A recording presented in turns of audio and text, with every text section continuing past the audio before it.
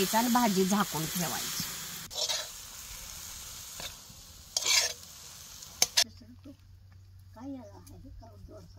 डाळीतला दोडका, शेवग्याच्या पानांची भाजी आणि ताजी ताजी भोपळ्याच्या पानांची भाजी आज करायची. आता शेवग्याच्या शेंगाची आपण आमटी करतो का नाही, ती आमटी कशी चवीला लागते का नाही, तशी ह्या पानांची पण आमटी चवीला लागते.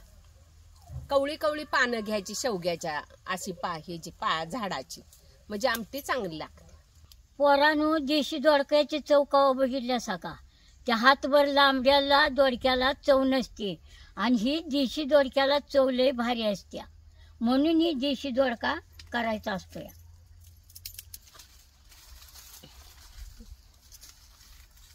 तेव्हा ही कसं देशी दोडकं बारीक बारीक आहे ते.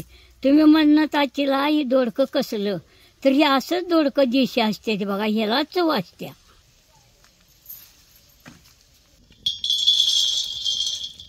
का नाही खरपूस शेंगदाणं भाजायचं, म्हणजे आतपर्यंत चांगलं भाजते ते. आता ही शेंगदाणं पाट्यावर का नाही भरडं भरडं वाटून घ्यायचं.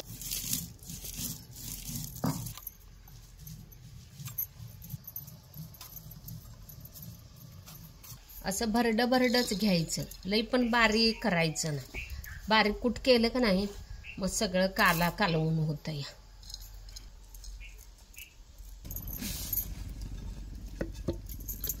आता 4 चमचे तेल घालूया फोडणीला. तेल गरम झाले, मोहरी टाकूया. 1 चमचे जिरं. आता 5-6 पाकळ्या लसूण सोलला हे पण टाकायचं. आता हे अर्धी पळी आमचं लाल कोल्हापुरी तिखट आहे, हे ह्याच्यात टाकायचं. जरा हलवायचं असतं. आता हे दोडका धुवून बारीक चिरलाया, चिरायच्या आधी धुतला होता, ही ह्यात टाकायचं. चांगला तेलात असा मिक्स करायचा. ही तुरीची डाळ एक अर्धी वाटी का नाही 10 मिनिटं भिजत घातली होती. आता ही ह्यात ओतायची.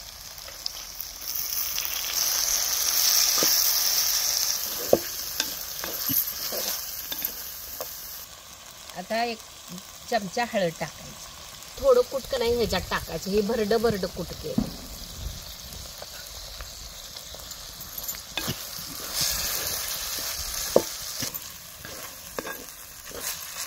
चवीनुसार मीठ टाकायचं. त्याच्यात का नाही पाणी ओतायचं. थंड पाणी ओतायचं नाही, हे गरम करून घेतलंय मी. तुम्हाला घट्ट पातळ कसा पाहिजे का नाही दोडका, त्याप्रमाणे तुम्ही पाणी घाला. तर वरनं कोथिंबीर घालायची. झाकून ठेवायचं. 10 मिनिटात दोडका शिजतोय. असा डाळ घालून दोडका केला का नाही डब्याला ही द्याल येतं या, आणि चवीला पण चांगला लागतोय. आणि असं जरा दोडका पातळ करायचं म्हटलं की कूट कमी घालायचं, जास्त कूट घालायचं नाही, म्हणजे चवीला चांगलं लागतं.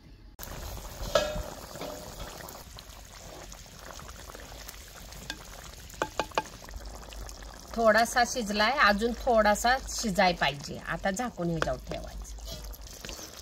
आता ही दोडका बघा शिजून तयार आहे.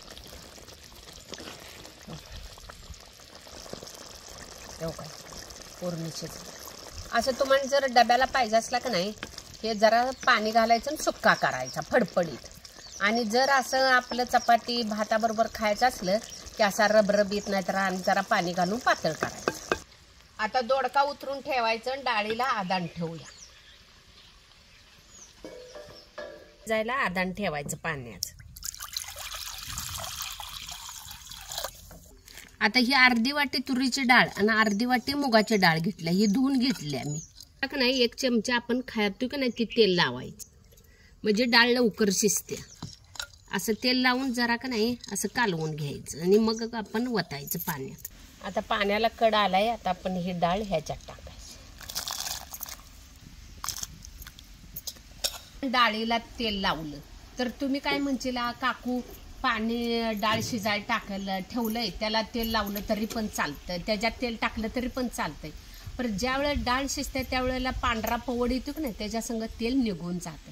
आणि डाळीला आपण तेल लावतो ते तसंच राहतंय, वर तरंगत नाही. बघा तुम्ही कधी. म्हणून डाळीला तेल लावायचं आणि लवकर शिजत्या डाळ. 5-6 पिल्ली झाल्यात आणि ही केळात आता पिल्ली बघा कशी बसल्यात सावलीला. आणि लहान किती आहेत तरी भुका लागल्यात बघा.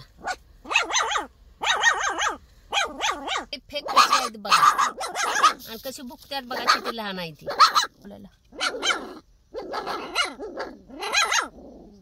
आता आमटीला डाळ घातल्या, डाळ शिजेपर्यंत का नाही आता ही भोपळ्याची पानं तोडून काय बी टोकलं नव्हतं, फक्त येत्यात का येऊन दे म्हणून का नाही तिथे जरा मातीचा ढीग होता, 2च बी टोकलं होतं बघा, आणि ती एवढं पसारलंय बघा, केवढं मातीच्या ढिगावर राहिलेलं.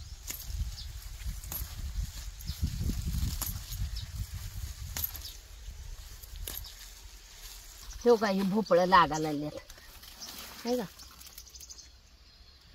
आता ही याला का नाही देशी दोडका आहेत बघा, हे मोठं एवढं ठेवल्यात म्हणजे बीक पुढच्या वेळेला करा येते. ही जरा आणि जरा मोठं होतंय ना वाळलं का नाही ह्याच बी आम्ही धरतोय, म्हणून का नाही एक 5-6 दोडकं ब्याला ठेवल्यात मोठं. ठेव काही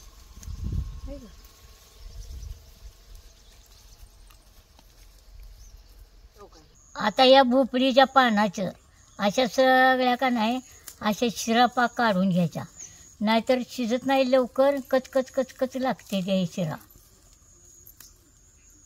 पाला शिजतोय पण ही देठ लवकर शिजत नाही. ती ही देठ काढली की मग खळा खळा खळा खळा भाजी धुवून घ्यायची आणि मग चिरायची. काय कुठं रोग नाही का, टेकली पांढरी नाही का, काय सुधी नाही बघा, कशी पानं आहे ती. आता ही मिरगा टोकल्याला आता ही पानं खोडायला ती, आणि मग आता ही पानं खोडून घेतली, लय पानं खोडायची नाही ती, 2-2 पानं खोडायची, आणि लय जर सारखी सारखी पानं खोडाय गेलं तर ह्याला भोपळं लागत नाही. ते बारीक लागते ती लिंबवा एवढी भोपळं, आणि रोग येऊन खाली झडून पाक पडते ती, म्हणून लय पानं खोडायची नाही. ती डाळ निम्मी शिजली का नाही ही हिरवी मिरची एक ह्याच्यात टाकायची, मग जरा असं चवीला चांगली लागते. आता वरचं पाणी गरम झालंय, खाली वतायचं.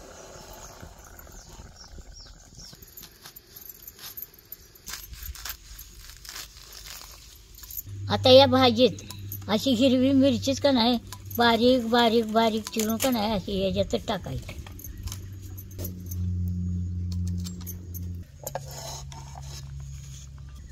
हो का ही डाळ कशी शिजल्या, अगदी मऊसूत डाळ शिजल्या. आता एक पळी तेल ओतून घेऊया फोडणीसाठी.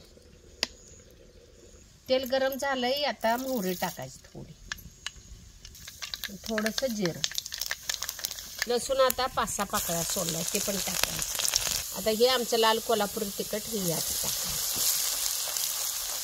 डाळ शिजलेली ही ह्यात ओतून घ्यायची.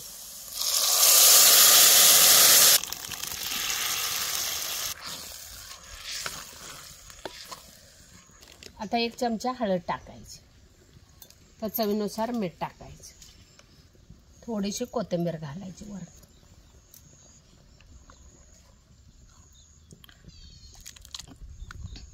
आता आमटीला थोडीशी उकळी येऊन द्यायची. आता आपण आमटी केल्या, आमटी फोडणी घालून का नाही 1 उकळी येऊन द्यायची, आणि मग आता आपण कवळा कवळा शेवग्याचा पाला काढलाय का नाही ती ह्यात घालायचं. आमटी तयार झाल्यावर घालायचे, शिजताना घालायचं नाही. शेवग्याचे का नाही कवळा कवळा ढापा आता काढून आणले, ती मगाशीच आणल्या मी धुवून घेतले, मग आता काय धुयाची कारण नाही. आता हे पाला ह्याच्यात टाकायचा. हे काय शिजायला वेळ लागत नाही ह्याला, हे लगेच ह्याच्यात 1-2 कडात शिजतं. या कवळा कवळा पाला असते की नाही त्यामुळे शिजायला काय वेळ लागत नाही. ही आता आमटी एवढी चवीला चांगली लागते म्हणता, असा गरम गरम आमटी भात घेतलं का नाही, असं भातावर आमटी घ्यायचं आणि भात रबरबीत करायचा, लय छान लागते खायला आणि चव पण चांगली लागते. आता आपण कशी चाकवताची पालकची आमटी करतोय का नाही सगळं ती पानं ती घालून, तशी शेवग्याची सुद्धा आमटी चांगली लागत्या, आणि हे औषधिक लय आहे, गुणकारिक.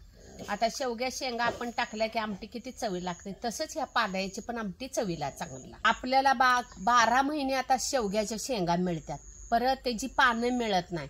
कधी तर तुम्ही गावी गेला कुठं झाड दिसलं का नाही तर त्याची पानं काढून आणा, त्याची आमटी करून बघा, तुम्ही म्हणचेला खाल्ल्यावर खरंच काकून सांगितलेलं बरोबर आहे, एवढी चव ह्याला लागते.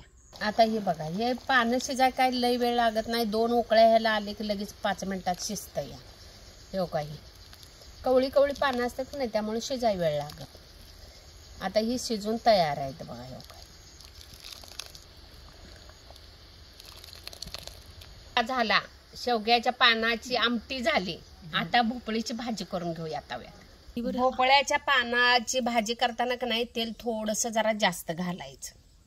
आता एक 5-6 लसणाच्या कुड्या बारीक करून टाकले. ते लाल झालं की मग भाजी टाकायची. लसणाचा वास सगळ्यात तेलात भाजीत पसारतो. आता भाजी टाकायची.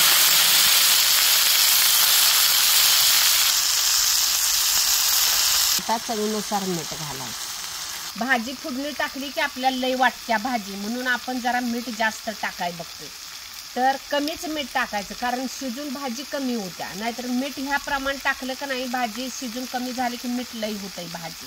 आता शेंगदाणं भाजून गबरं पाट्यावर वाटलेलं ही कूट आहे. लई बारीक कूट टाकायचं नाही, नाहीतर भाजीचा सगळा काला उठतो.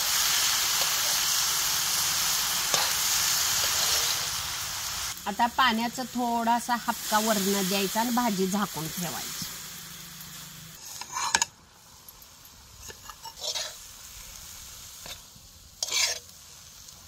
अजून थोडीशी भाजी कच्ची आहे, 1-5 मिनिटं झाकून ठेवायची. आता कुठली का नाही पालेभाजी, तांदळ असून दे, राजगिऱ्याचे असून दे, मिरचीचे असून दे, रानातली देशी भाजी असून दे, साधारण त्याला का नाही पाणी फोडणी टाकली की साधारण पाण्याचा शितोडा द्यायचा आणि झाकायचं. म्हणजे त्याची ओपन ती भाजी शिजत्या. आणि लय बी शिजवायची नाही, गिरी शिजली की चव लागत नाही. जरा कच्ची ठेवली की ऊन भाजी शिळी भाकरी खायला चवदार लागते चांगली.